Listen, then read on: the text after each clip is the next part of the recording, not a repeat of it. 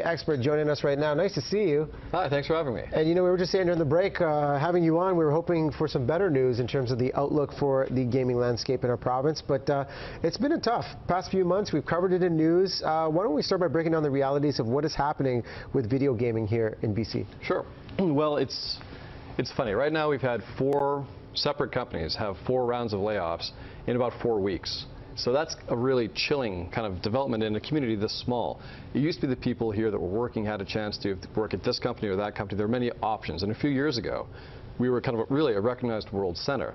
Today, people are looking over their shoulder because it's not just these 4 recent rounds of layoffs. It's a pattern that's been going on now since about 2009. We're talking about hundreds of jobs just quietly going away to Montreal, to Toronto, and to Seattle. So everyone here is very nervous right now. We have Radical Entertainment shutting down, Rockstar Games moving out to Toronto. You were just mentioning Microsoft having layoffs. On a national scale, what is the funding like for the industry, and how does it vary specifically for BC? Well, in some ways, it's like the film and television industry. You have tax credit regimes in different provinces, and that helps change the landscape considerably. Like in Montreal and in Toronto, they have incentive schemes that are about twice what we have here in Vancouver. So that tilts the math in favor of these jurisdictions. If people are deciding where to put games, they kind of go, well, here's what the numbers say, and I'm going to put these jobs over here. There are other ways you can actually tackle this problem, but people tend to focus on that tax credit thing as the big deciding factor. Now the landscape, I mean, Jody's got the example of the playing on the iPhone.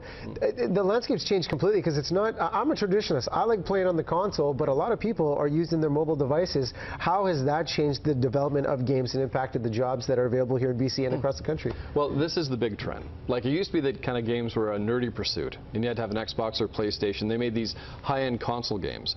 But yeah, with the iPhone, that shifted everything. My girlfriend used to laugh at me for being a bit of a game nerd, and then I saw her playing Angry Birds one day, and I was like, oh, look, you're playing games too. She's like, no, it's different. Well, that's the change. We've seen console games get marginalized in favor of casual games, mobile games, social games like what Zynga makes for Facebook, Farmville and things like that. So the tastes went from kind of a niche audience to this huge mainstream audience. So there's more variety than ever before.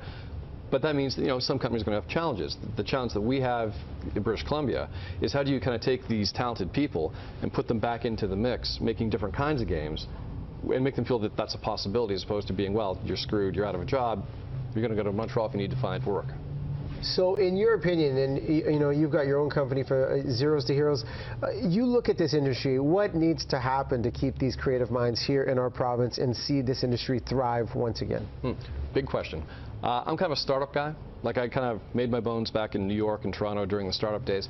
I think if you tend the grassroots, if you look at 2 guys with an idea, take that idea into like a small 10-person company, help that 10-person company make a world-class product, have 30 people, then you get a very good return on your investment. And there's lots of talent here in Vancouver, but they might be good game development talent, but they might not be good at being business people. So that's where I think there's a role for us to kind of come together and say, let's start making good companies. And a great example is Hootsuite here in town. They're not really a game company, they're a social media company, but they went through this cycle. You know, they went from a small company to now a company that's targeting a $500 million valuation. So we're not bad at doing that here in Vancouver. We just need to have more aggressive systems in place to let that happen. If people want to find you online, where can the discussion continue? Well, you know, we started more of an action group in the industry. We've had 800 people sign up already to say we need to keep these jobs here in Vancouver. So they can go to our Facebook page, and it's facebook.com/canwedoithere. And they can see all the stuff we're talking about, media reports, industry analysis, personal stories of people that have lost their jobs recently. So that's probably the single best place right now to find out more about what's going on. Awesome. Matt, thanks for coming on and doing this. And again, check out that Facebook page for more on the discussion. Michelle standing by with traffic details.